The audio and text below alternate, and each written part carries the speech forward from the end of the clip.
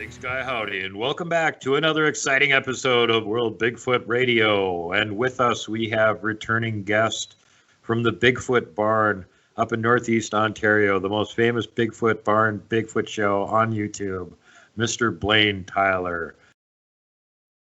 Hi everybody, I'm Blayne Tyler coming again from Bigfoot Barn, Northeast Ontario. Okay, so here's an old clip from the archives. It's actually part of the extended clip of two Sasquatch caught stalking me. It took me a while to get this clip to work. I had to actually reinstall old movie making software. Remember that? To get this clip to work. It didn't recognize the file, but there's the picture from the original video I posted. Okay, so there's like something 5 foot tall, whatever, behind my dog. It's not some 18-inch stump, and I'm going to actually show you that. But I haven't posted it sooner because you know how it's going. Everyone's supporting the storytellers and kind of attacking the people posting evidence. So anyway, here's that clip. Come on, Sam, we got to get down there. You ready to go, girl? We can't go that way. That goes to Quebec. We got to go back the other way.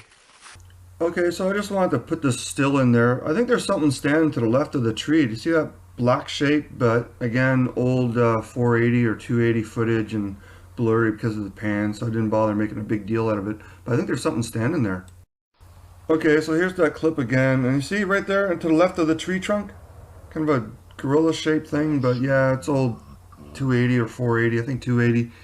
And I'm panning around, so I didn't make a big deal of it, but you can definitely see something black to the left of the tree trunk.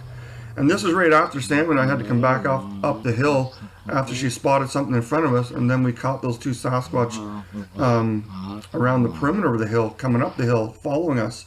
So anyway, the Sasquatch that was beside the tree, see there's no stump, backed up and laid down beside another tree behind the original tree. And it's watching me, and yeah, I turned around. I knew it was right there, and I was having trouble seeing it. And I don't mind admitting that. I'm not trying to hide anything. It's just, this is before anyone knew about their cloaking abilities. But that stump is more to the right. I'm going to show you some close-up pictures of that Sasquatch here. So I turned around and gave it a chance to back up. I've seen how my dog was reacting, but she's had them come close to us before, so they didn't hurt her before and it didn't attack us, so she's okay as long as they keep their distance. But there it is watching me, and there it is also doing some kind of weird fade out thing that the camera's having trouble focusing on it, but you can definitely see it's a biped shape laying down, kind of leaning up against a tree. I outlined it there a little bit. I hope that helps. But it's still doing its blend thing. And yeah, Sasquatch can do some weird stuff, which you won't see or hear any of the breakdown guys talking about because they don't want to hurt their credibility talking about the woo factor. But fact is, they can do some strange things that we never accounted for when we started picking up cameras and chasing after him like Roger did. But there's a close-up of his face. Yeah, kind of blending in, but you can definitely see some kind of ghostly head watching me there, and the eyes and the mouth and everything. And pretty awesome. The Sasquatch caught stalking us. And anyway, Dr. Bindenagel thought those were pretty cool. Again, I've shown scientists and stuff footage or pictures that other people haven't seen. I don't always post my evidence. It's just the way, I guess, of the Bigfooting world, where the researchers are being trashed while entertainers are getting all the support. And that's not even their encounters. They're telling stories. So I guess that's the way it's going in the Bigfoot community. Support the storytellers and attack the researchers. You know, stealthy and film them, and I mean, they know you're there before you even close your door, kind of thing, right?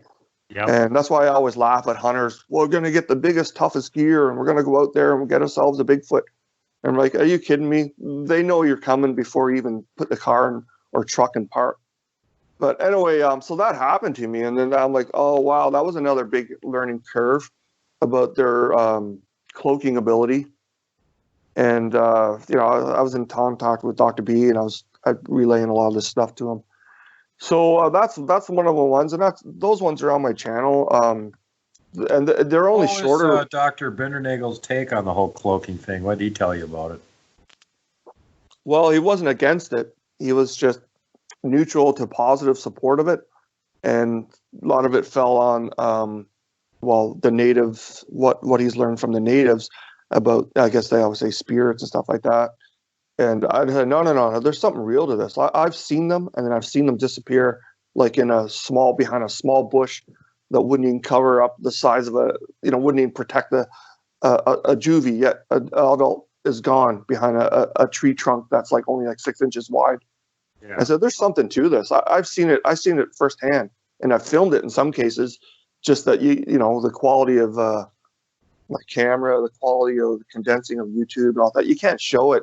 You can just talk about it. But I mean, and that's happened to me a few times. One time, I think I mentioned this to you when I was trying to do like a recreation of Ape Canyon, and I actually called it the way it happened is Sasquatch interrupted my Ape Canyon vid. I went and did this cabin part at this old fallen down log cabin. And then I said, okay, so now I'm going to go, just thinking to myself, now I'm going to go film the part where they're being paralleled along the trail back to the cabin. And that happened to me right there. And how it started was I was hiking in, like I left the main trail. I always leave the trails that go off and go into remote areas, game trails or whatever. And I got a text from my wife that said, be safe. And I forgot to turn the volume down on my phone. So I stopped, put my head down. I was opening, how your phone times out. I was opening up the phone, going to the settings, turning it down. And while I was doing that, something right behind me and at least 2 feet taller than me took a big sniff of my scent. And then within 2 seconds turned off and went thud, thud, thud, thud back through the tall, springy grass of the little bit of an opening that I just passed. Right behind me again, smelling me while I was turning down the volume on my phone. And I'm like, so I posted a video about that and my follow-up and how I stood there thinking at first I was thinking bear, but then I'm like, oh, wait a minute, this thing was towering over me and it ran away on 2 feet. And it must have been really heavy because I couldn't hear myself. I was 220 at the time. I couldn't hear myself stomping around in the soft, springy grass. And this thing just tore back, 30 yards or 20, 30 yards back across the clearing, back into all the young sycamore bushes and scrub. And right in daylight, like at 11 o'clock in the morning or something, I forget the time now, but I was always out in the morning to avoid the bugs. And so there's another one of my scary encounters that you just can't.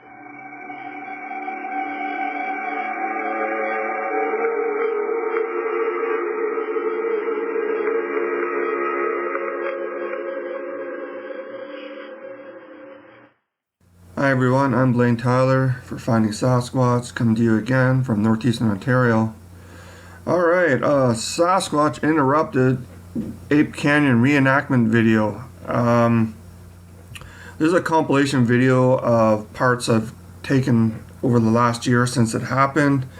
I went out to put this video together. It's one of my favorites. It all started off with a deer being spooked, and I turned and actually I filmed it, but the video's corrupt or something. I tried to upload that part, but anyway, so after the deer went charging by me to my right, I filmed a little bit, didn't see anything in the videos, but then I got a text message from my wife to be safe, so I stopped to turn the volume down on the my cell phone. And while I was doing that, something came right up behind me, took a big sniff of my scent, and then I heard heavy footfalls running back through the tall, springy grass and the young sumacs. And at first I thought it was a bear, and it scared the hell out of me because I thought, a bear just accidentally, came across my travels while I was hiking. And I put my camera away and I took out my hunting knife, or had it in my hand, still sheathed in my in its pocket thing. And so anyway, nothing happened. And then when I finally got around to realizing what happened, I got a little bit of footage and some follow-up footage, and I was actually, while I was doing one of the follow-ups, it was really hard to make this video. I got disturbed by some jerk in a helicopter that was out flying around. But anyway, here's the compilation of videos. Enjoy.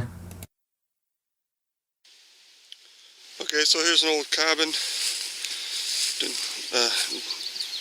broken down heritage cabin. I think it's part of a farmstead.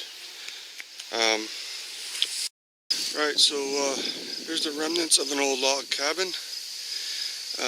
Fred Beck and 4 others were mining, Washington State, near now what's called Ape Canyon.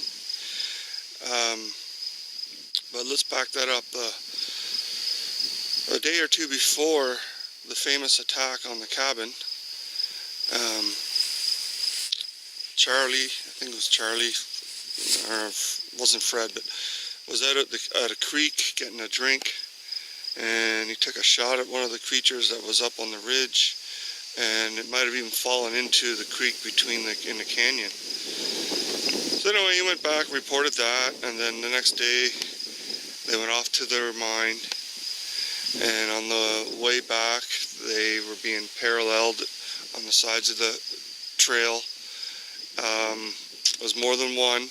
Heavy footfalls, branches breaking. The guys were all spooked, had their rifles ready to go. They boarded up for the night after a good day on the job. Let's come in here. And I guess right around midnight, sometime late in the evening or early in the morning, the attack commenced on the cabin, pounding on the logs, rocks coming down from the ridge behind them onto the roof. Fred Beck and them were defending themselves, but only, here's a key thing also, they were defending themselves shooting at any Sasquatch that was trying to break in, like through the windows or the walls there, a chunk missing.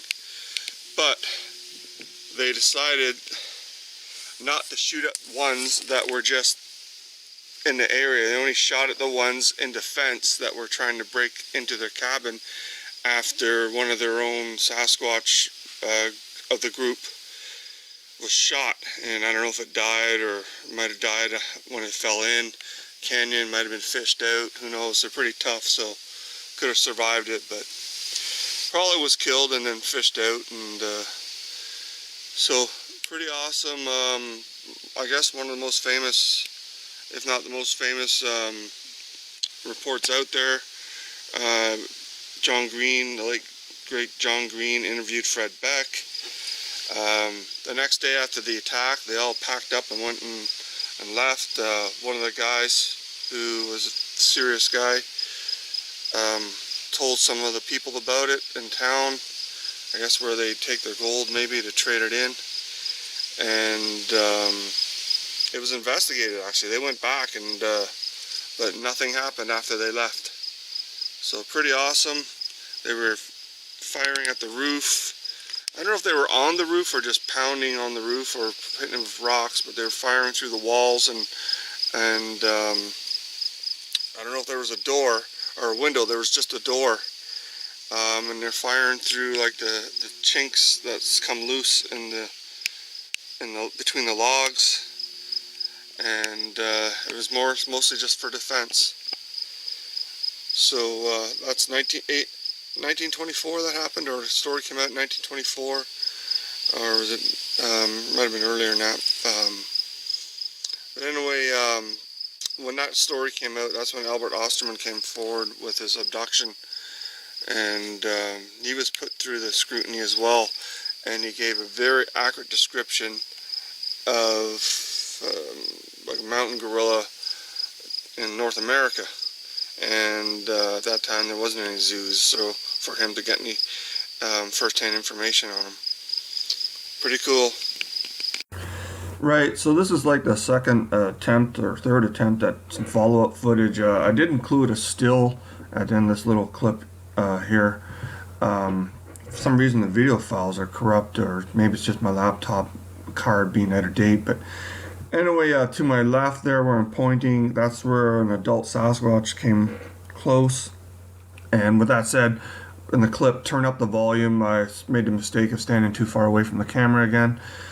Anyway, it came up and smelled me and then went running through the sumacs and the tall grass, and I could hear its heavy footfalls. So, I mean, I'm 220 and I couldn't hear myself on the video recorder or even when I was walking. But anyway, it took the opportunity when my back was turned to come up and check me out and then run back. And it was pretty scary. So after I figured out it wasn't a bear, I backed off and then I went back and then I got this clip here. And this is a still from it, but you can't see it there. I can see the general outline of it where it's hiding. You see the unnatural shape there. But anyway, here's the clip.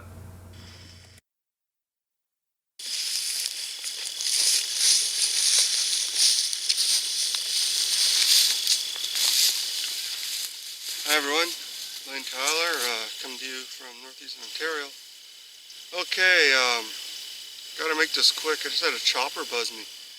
A couple figure eights, and I don't know if they're ministry or just scouting, hunting locations, or just curious to see, you know, I ducked down. I don't know, this habit, just hide on them a bit. Anyway, I mentioned in one of my videos, Gray Sasquatch at Abandoned Farm, that Sasquatch came up behind me, sniffed, and then ran away. And how do I know it was Sasquatch? Well, at first I was thinking bear, because I heard a big sniff. I don't, like the capacity of the smell, the sniff of the nasal cavity was either like a bear or something big like a Sasquatch, right? But anyway, within the same split second after it was sniffing, smelling, heavy footfalls running. I think that we were going kind of on zigzag that way. I was over here. I just got a text message from my wife saying stay safe, but I forgot to turn off the audio on it, the sound, so it beeped. And I'll just go over and I'll show you what I did, what happened, and then I'll film that way. And we're not going to find prints or anything. I mean, the grass is all spongy. And I noted right, I think I did a follow-up investigation right then and there, but I was standing too far away from the camera, so you couldn't hear me. So it's kind of a redo, but I had to look around. You can't find prints in here. The grass is just way too spongy. But there is a couple trails through here. Anyway, so I'll go over here. I'll sort of show you what happened.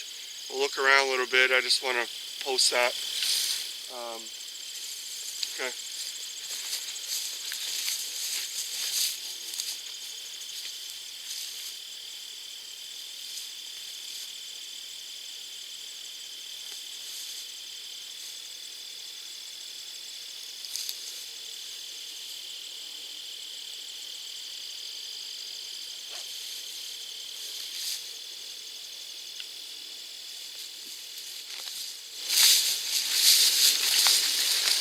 So it was actually kind of scary because I thought it was a black bear stalking me, right? I've seen, videos of bears coming up behind people and hiker tourist dude filming, and the next thing you know he gets knocked down, right? So I'm like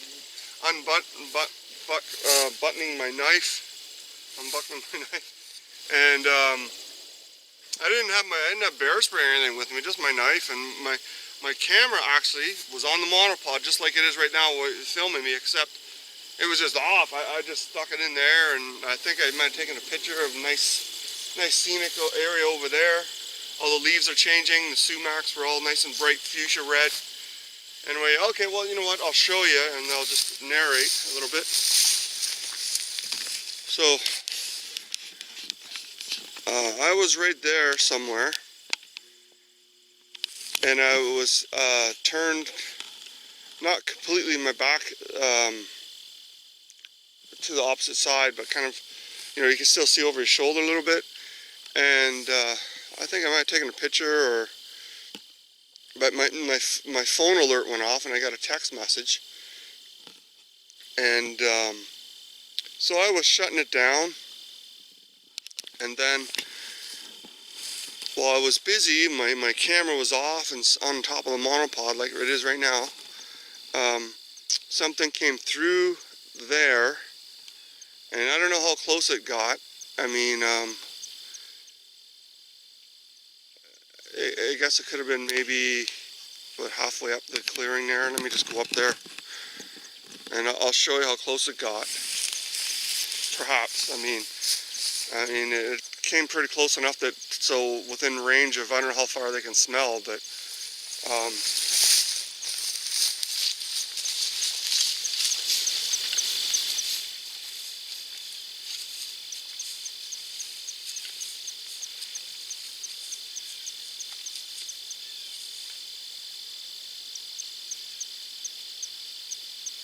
okay, so in there.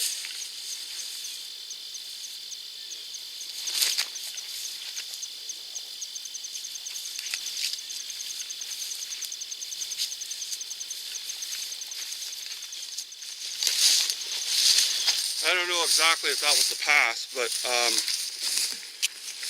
kind of scared me there. I thought a freaking black bear was on my butt, and I wasn't prepared for it, and I got caught. I didn't even have my camera ready if it was a squatch. I was just, like, you know, see how all the sumacs are all nice fuchsia red? And I was taking picture, you know, I got a new cell phone. It's got a better camera, and I was just kind of trying it out, and my phone beeped. I got a text message. Something came through right in there. Now I'm going to show you something. I have to shut down because otherwise you'll get the spinning of the camera coming off. And then I'm pretty sure it took off that way, like it went on the left side of that little cedar, which is, I guess it's like, well, maybe 7 feet tall cedar. But anyway, it went right through all those sumacs and stuff. And if it was a bear, bears sort of crash through the woods, you know, because they're, but this, the only sound I heard was a really heavy footfalls. So, pretty cool. I mean, I'm kind of kicking my butt that I didn't get anything on film, but I mean, it happened so fast, like literally, like within like a 1001 kind of steamboat counting system, it smelled and took off running, and it had to be, like, I can't hear my footfalls on the grass here. It had to be like 2 or 3 times my weight to make sounds like that. Okay, here comes that chopper again. I better shut down. Right, so as stated earlier in the video, I was being followed right from the start once I got on this path. Kind of like maybe what happened with Fred Beck and the boys when they were hiking back from the mine. But anyway, there's a little bit better shot of a real Sasquatch to the upper left of my backpack watching me, and I got enhancement coming here where I circled it. But I don't think this is the one that came up behind me. This one is smaller. The one that came behind me must have been quite large to leave that kind of footfall sound.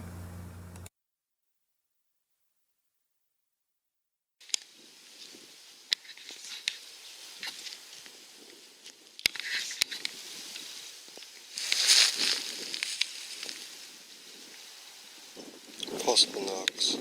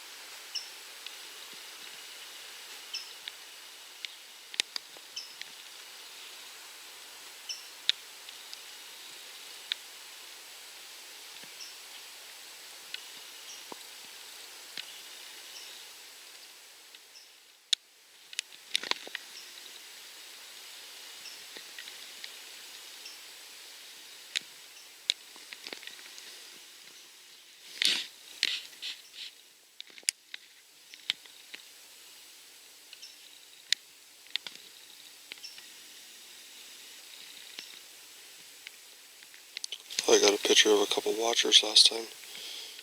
And these cedars. I was having my lunch. Snapped off a few shots.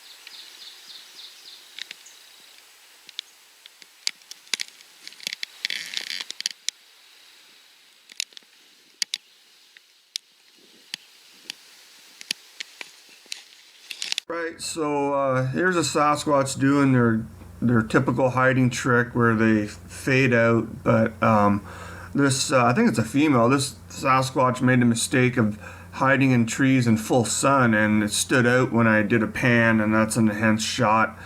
But I don't think that's the one that came right up behind me. It looks too small. That's like maybe a 7-footer, maybe a little my height.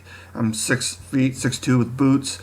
And there might be a little one at her feet there. But anyway, the one that came up behind me must have been quite large. I mean, to hear those heavy footfalls, and I think I got a picture of that guy in the winter after it bumped into me, or one of them bumped into me. It might have been this female. So maybe it was her boyfriend, like a 10-foot tall boyfriend, which is kind of scary. And yeah, it's not dramatic Sasquatch footage, but it's a real encounter that happened last September. And I've been trying for a year to get some footage of them on a path with my GoPro, but I think the blinking light scares them off. Yeah, this chopper's been circling. I don't know what the deal is, but he's just did a figure 8 over me. I don't know what that's all about. Okay, so here's a little bit better picture, actually a lot better picture of the Sasquatch in that area. There's like a 7-foot one with the profile shot and a smaller juvie looking right at me behind those white pines, white birch maybe. There's also one to the left just peeking over the branches. But anyway, again, real Sasquatch are hard to see, hoaxes are not, and people get so used to the hoaxes that they come in and they criticize real footage because it's not as good as the hoax. Well, that's the way it is. Anyway, I hope you enjoyed the video. Thanks for watching, and I'm working on getting some GoPro footage of them. I've taped up the blinking light. So anyway, who knows? See you soon.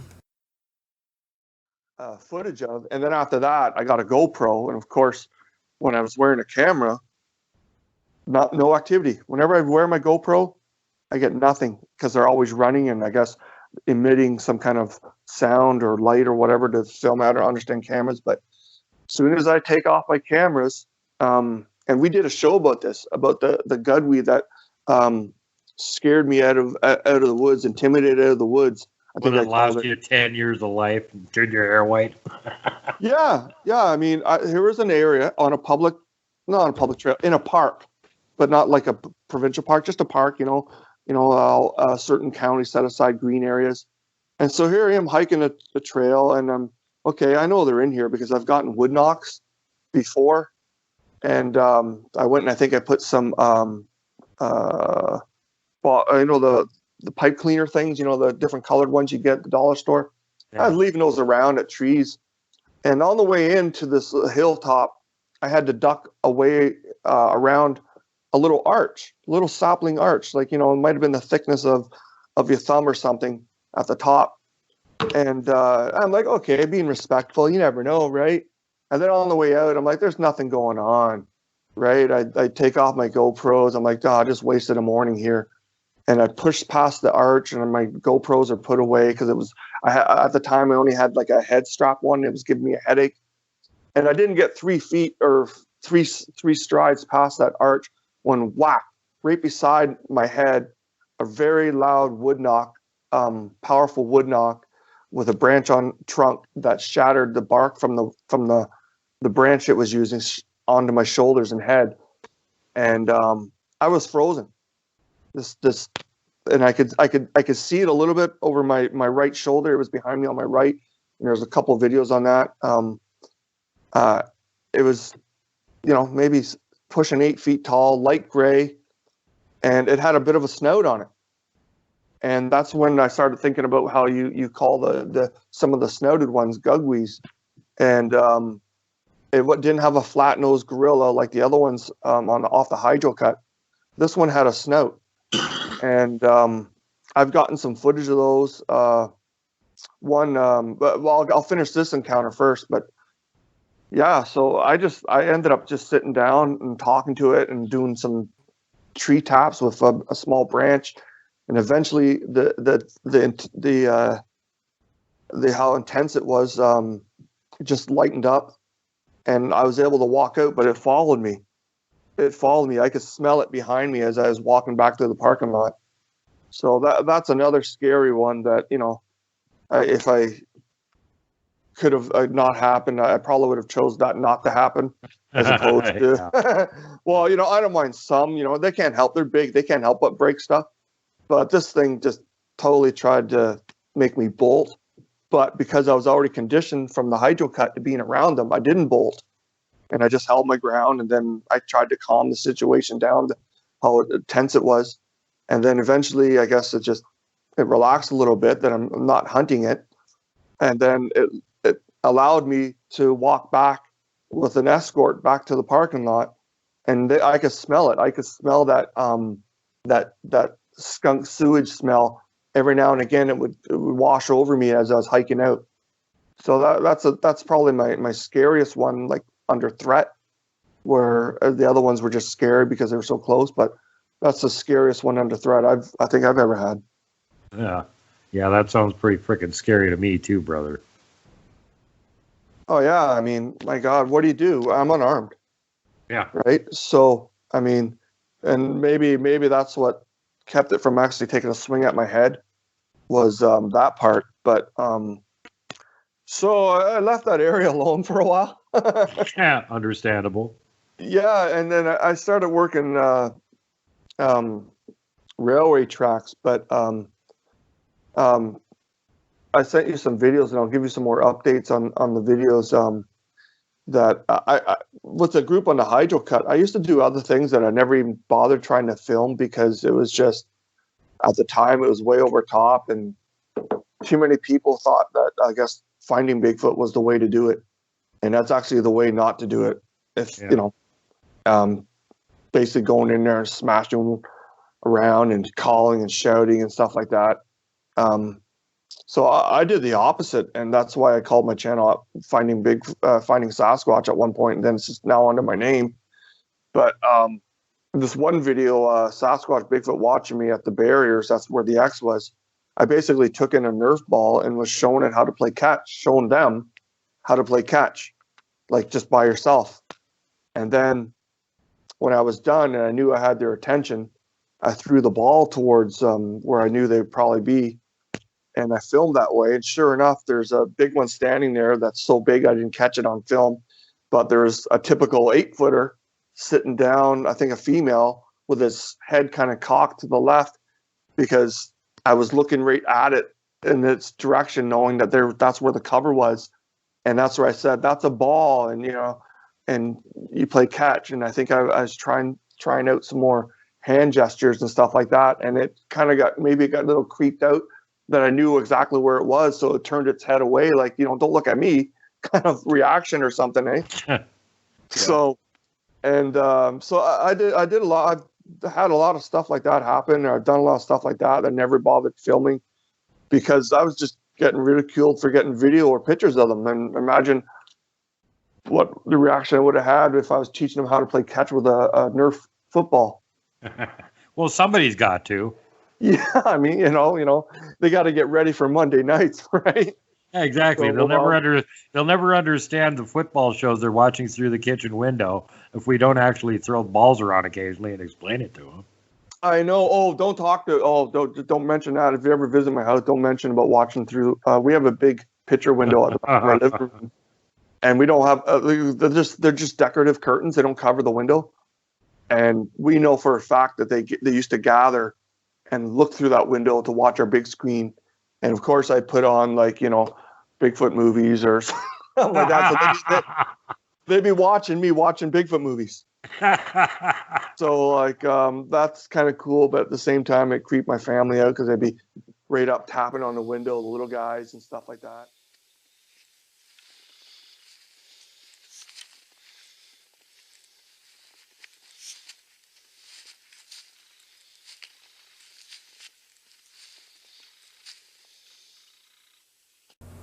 Hi everybody, I'm Blayne Tyler for Finding Sasquatch, coming to you again from northeastern Ontario. Okay, so this vid's really cool. A series of events took place. It all started with something we were suspecting was rummaging through my own personal compost in our backyard. The lid was specifically placed in the exact same spot every time, so it wasn't raccoons just tearing off the lid. So one night my boy and I, we went out on the deck and we heard noises outside, and then we heard I'm not being prepared to deal with or to hear anything. We heard like a young juvie Bigfoot take off and jump the fence, and I guess ran back into the trees. But after that, the activity picked up. We heard some calls outside a window, just light calls or talk, and then the pounding on the side of the house, and the pounding on the roof started, and mostly late at night, like around 2 or 3 in the morning. And then it was like all night long. Like not all night long, but 2 hours and bang, bang, bang, then more. And then they got on my porch and were tapping on my bedroom window, for Pete's sake. So anyway, that was getting a bit much. And then one night, we were just wrapping presents here. Just like, right as soon as it got dark, like maybe around 6, there's a very violent pound on the side of the south side of our house, and it shook the house, and my wife came running down from upstairs saying, "What the hell is that?" And I said, "Oh, that's those creatures that don't exist." So actually I went outside after that and just hung out there, and that was it for the night, because I guess they just wanted me to know they were there. But the next day I went and filmed this clip at the end, and I don't interact. I try not to interact with the ones around my house because it brings them to my house, and I'm okay with it, sort of. But my wife and kids, they don't really like it. They get creeped out. They're being watched through our windows in the back. So anyway, I went up the road, and I went looking for them, and I caught one sitting out in front of a cedar tree in a field. And I'll show you that vid with the some stills, and apparently I guess it was sunning itself on a cold winter day, and probably didn't expect someone to be able to see it. Anyway, yeah, here's that. Right, so this is the raw clip. I got some shortened versions coming up a little bit later on in the vid here. But just so you know, it's not my first attempt, but I think it's my first attempt after big pound on the side of the house. And the one I film here isn't the one that did it, but I just know what fields they like to hang out in. Also, I cut the video short because the person who owns the property right behind me pulled up with their car. So I want to be able to come back and film without raising suspicion. So I shut down, wandered off a little bit, came back, and I tried to catch her again. The one that's sitting in front of the cedar here, and I couldn't spot it again, so it relocated. But one of the tricks to being a successful field researcher is you got to train your eyes to see them. I mean, you're not going to catch them in the open like Roger did. That was a rare combination of circumstance. But anyway, I see this black biped gorilla shape right back there. And look how well it's blending in with the trees. That's a real Sasquatch right there under the tree, and then the car's coming up. So I'm like taking a quick bomb around, and then I think I mosey off, and then I come back and I try to film it and I get nothing. But for 5 seconds there, I spotted it, and then I'm trying to find others closer that are maybe caught in the open. I'm trying to remember what was going down here. But anyway, pretty cool Sasquatch in the open. And here's some stills. And I enhanced it a little bit, just brighten it up. And you can see that it's got a cone-shaped head. It's sitting down. I can see where the left arm is down, folded over, and I think it's got some juvies in and around it. If you want to take a close examination of the body, and I think there's also one peeking behind it to its left around a tree. But here we go. Here's maybe it's a hybrid Sasquatch. It's got pointy ears, cone-shaped head. It's got a bit of a muzzle thing going on. The muzzle part's looking white, and there's a zoomed in. And I don't know, that might just be a raw shot pulled from the video. But there's a real Sasquatch, and I outlined it there, hiding under a cedar just up the road from my little hamlet gas station town where I live. And that one's not big enough, or I mean, maybe it could have been, but I don't think that's the one that at the end there pounded on the side of my house and shook the walls. But pretty cool, real Sasquatch. And there's just some short clips of when I spotted it, and then friggin' neighbor had to come home just at that moment, and I buggered off. And that's how hard they are to see. They look like a dark shadow, and without getting into their special abilities, which I've experienced myself, others have too. But there's a real Sasquatch blending in right under that tree, but it's kind of out in the open. So that's pretty awesome. There's a third look at it again. And this is in northeastern Ontario where I live. And I don't normally post videos from around my house. And there it is again. I think it's a female.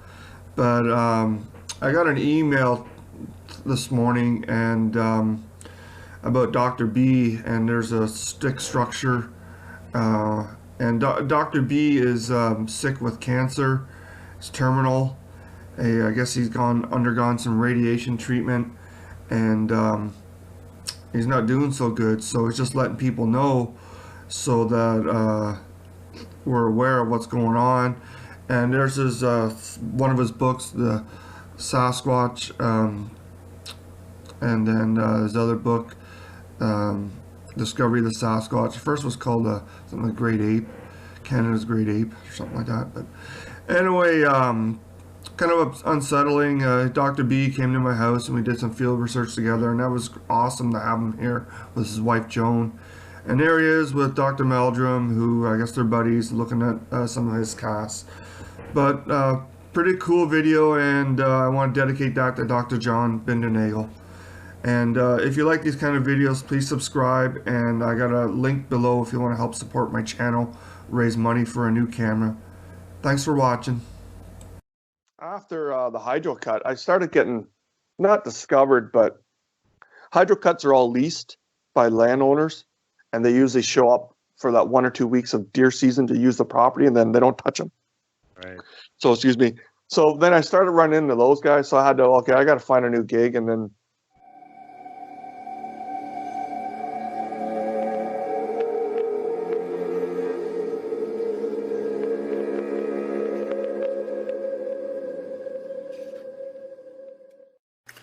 hi everyone, Tracker here again.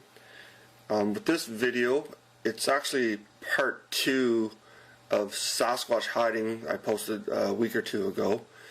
But it's got a different title because when I speak to OPP officers up here about weird vandalism or incidents or sightings, they refer to Sasquatch or Bigfoot as bear man. I guess, I don't know, not to attract attention to the report or something. But anyway, that's some woodcraft by the Sasquatch and a rock pile. And this clip is how I approach this hydro line.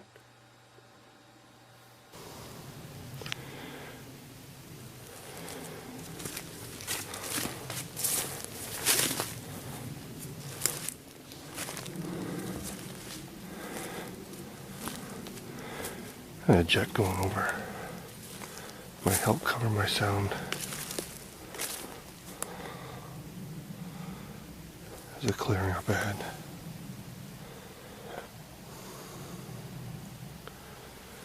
Let's see if we can film some Sasquatch today.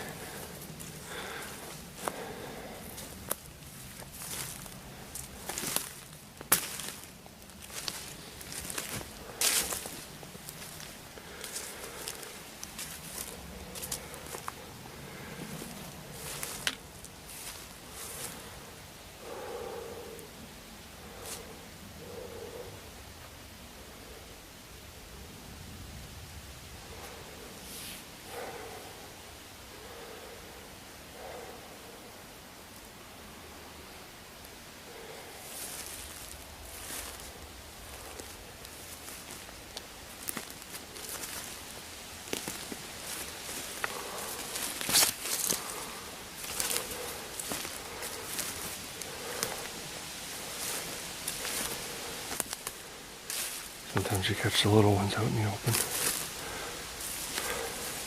Big ones near the tree line. Cloudy day.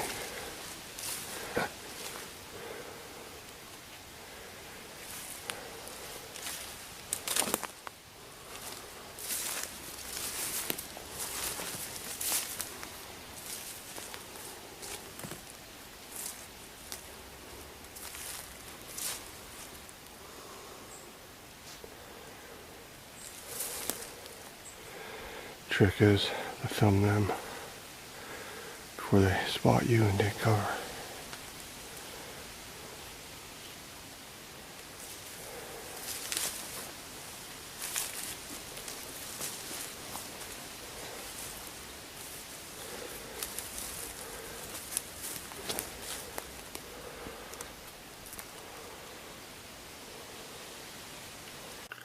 Okay, so last time I showed you a couple clips of gray juvies, big gray juvie and a little guy hiding in the sumac scrub in the middle of the clearing.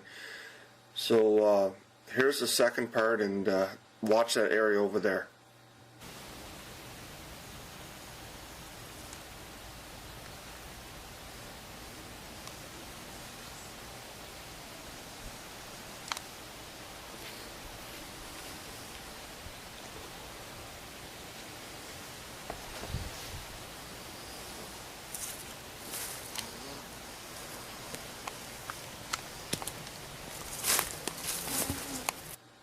Okay, did you see him? I didn't actually notice that guy. I thought that first that was like a stump log, because there is one about 30 meters to his left.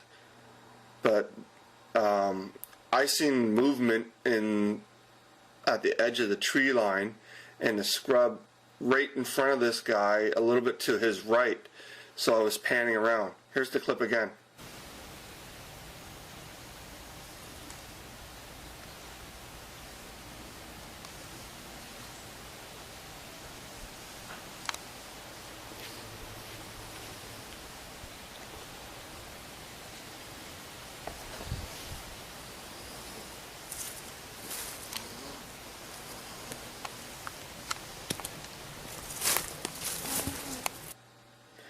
it's a weird looking Sasquatch. Looks like, does look like half bear, half Sasquatch, or a bear man. But anyway, he's right with the follow-up, he's right in the center of that boulder there. And I returned and took some follow-up shots just to show you that the Sasquatch or the subject in question is not there. As you can see, it's gone. Now you see her. Now you don't.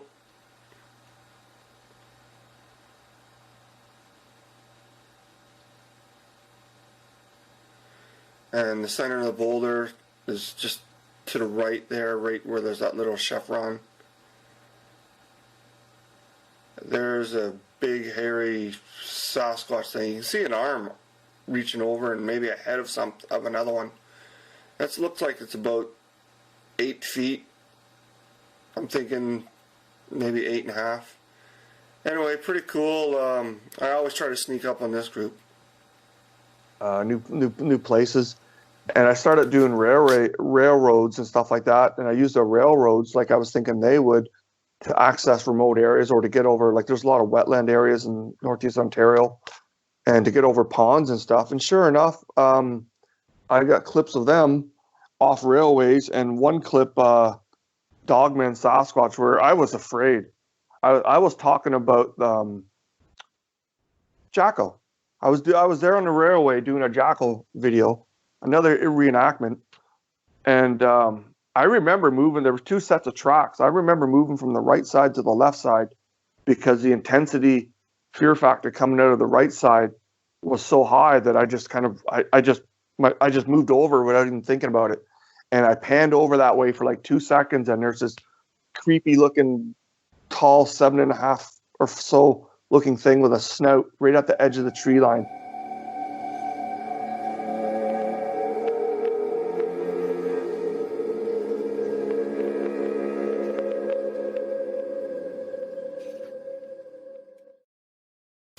Hey everyone, Tracker here again. I got a brief clip of something interesting coming up in this video. I'm hiking along the train tracks, working on footage for another video, and I panned the tree line occasionally. And I think I filmed something interesting. Here's the short clip coming up. Did you see it there on the right? I remember looking at these trees. This is mid-morning, and the trees are in full sun, and yet you got these dark shapes, particularly this one tree, which seems to have some kind of biped figure in it with a snout. So I don't know. I wanted to show you this video because when I'm show the other footage of what video I was working on, you're gonna miss this. So I'll post it now, and for those who are interested in Dogman kind of footage. I don't really go after these ones. They're always a little bit more nasty than Sasquatch, so I tend to leave those guys alone. Anyway, interesting nonetheless. Thanks for watching. I'll catch you soon. It's really weird. It's almost like a rake or something, but it's got like, well, maybe I can't see the rest of it, but the arms seem too small, like too skinny for it or something. I don't know, but it was right there in the tree line watching me try to do this video about Jacko. And so I stopped going that way, knowing that there's another one of those snouted ones going west. And then later on, I started going east. I stayed away from where I knew there was a snouted one. And I filmed a video called Sneaky Sasquatch Trying to Hide. And actually, it's about a click up from the junction where I parked my car.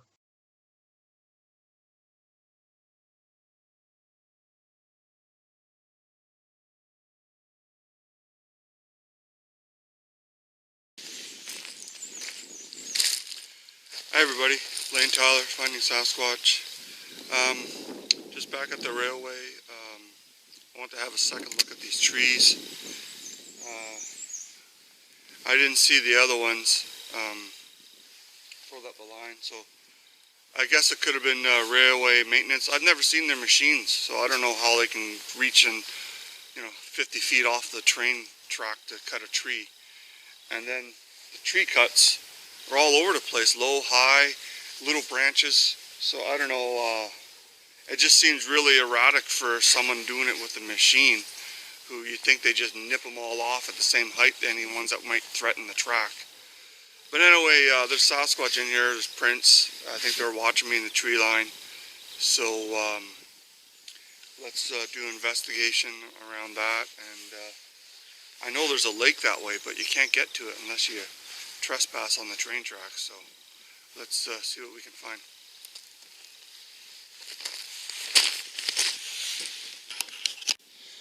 Okay, so there's one of the busted trees, another one. I guess they could have been cut. It's just that with, maybe not that one, but with that one, I've seen Sasquatch do that. Just tear a tree limb from limb after discovering their location. And then, you know, you combine that with the prints over there, and then the tree break, and then getting pictures of Sasquatch watching you in the tree line. Then, you know, you're thinking, wow, are they pissed off? But whatever, there's Sasquatch here. There's a lake that way that you can't get to unless you hike along the rail here. So I'm going to snoop around for more prints, and maybe I'll get lucky and spot one watching me, since this is probably their Squatch TV watching the trains go by. Hydro post down.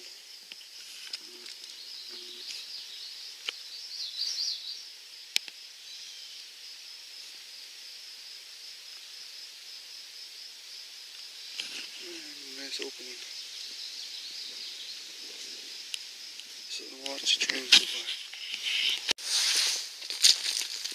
Okay, so I found some other prints. There's a 19-inch one right here. I don't know if you can see that. It's in the shade and everything. And then a bunch of more. I get heel divots where the front part of the foot was probably filled in with gravel, and or smaller ones, but definitely the heel looks about the same size. It's just the front part of the toe from the push off got filled with gravel. So pretty awesome. Just checking out the railway. I always wanted to do this because I know I had a good suspicion that they'd use the corridor, that there's no people, right? You just have to duck the odd train every hour or whatever. Maybe not even that, maybe like twice a day.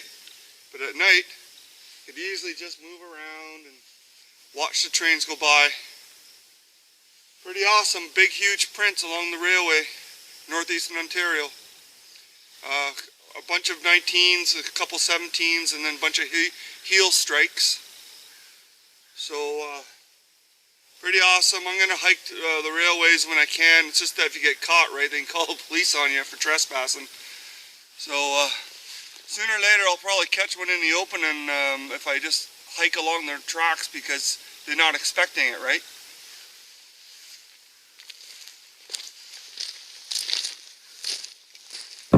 Okay, so here's a couple shots of the 19-inch print. This is like 100 meters down the line. It's an old print. The substrate is poor, but there it is. Now, okay, so let's do some old-time footing for Roger being the 50th year.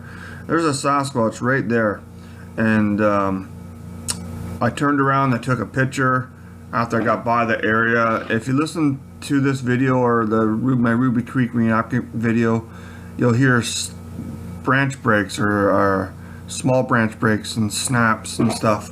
But I was trying to get through the video before I got caught by railway workers, you know, when a train goes by, right? So anyway, there's a Sasquatch right there. Actually, there's a big one right behind me, but getting fried by zooming it in. So let's switch to what it would look like if it was in Roger and Bob's era. And so I can still see them. Maybe you can or can't, but you see how there's that sharp right angle of the sun reflecting on his shoulder and arm. There's a bigger one behind, and I'll circle them or outline them here. But they came out to the tracks to see what I was doing further up the tracks, and I might have been looking at prints. And actually, I think I was looking for a video card that popped out of my pouch. So they came out into the shade, of course, stay in the shade where their natural hair color hides them. And they were watching what I was doing, but I might have had to go back right by them. And this is before or after. And I turned around and took some shots. And if you've seen some of my other videos, before I had a GoPro, I used to turn around, take pictures, or turn around and film. But anyway, there's his outline, and I flipped the negative just to help people see what they're up against. And I can still see him right there. I can see his arm, how it's all black. You see the right angle, and you see the top of his head. Now, I guess don't expect the breakdown guys to see this. And that's the other thing too. And there's his arm outlined and his head. Is it's kind of strange how these guys can't find him, can't see them, and they're telling everybody what is or isn't a Sasquatch. Okay, so modern day filming technique. I was going by opening, and I'm trying to catch them in the open because now we know how fast and how well they can hide.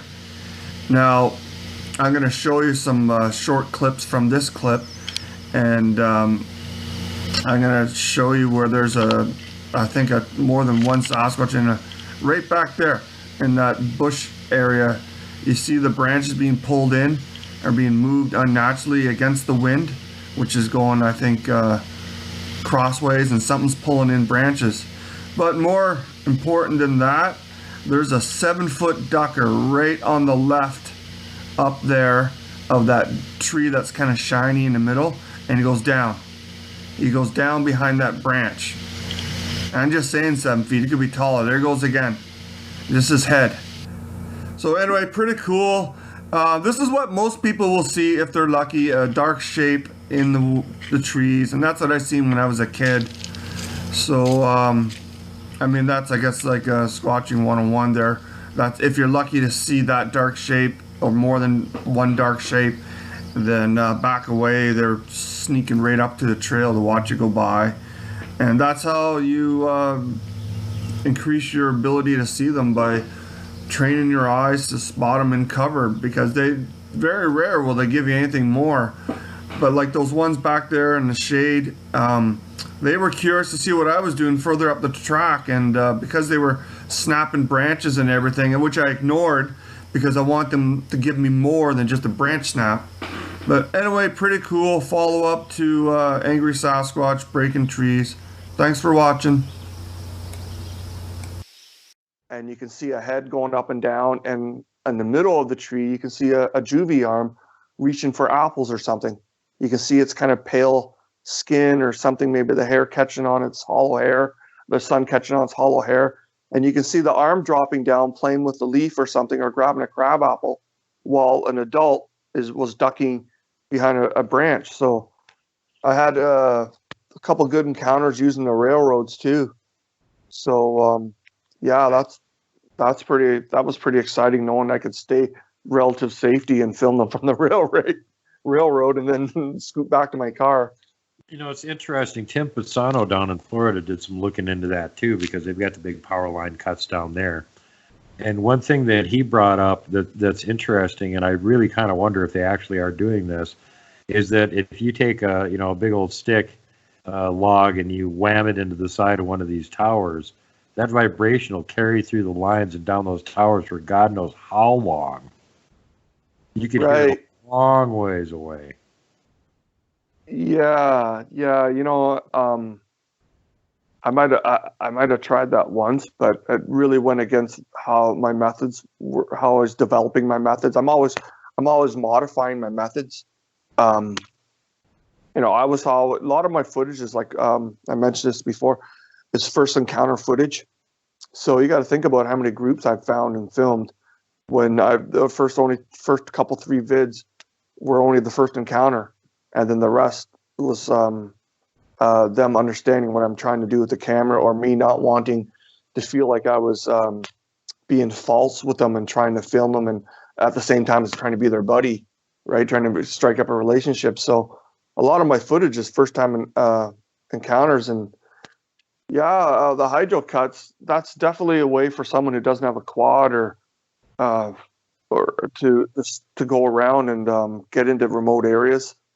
And I guess it depends on how built up it is, but they definitely use them, just like they use railways. Oh, sure. Yeah, and you're right. Abandoned railways, power lines, pipelines, any of that kind of stuff where they make an access route through otherwise difficult to cross terrain. They're not dumb. They'll use it.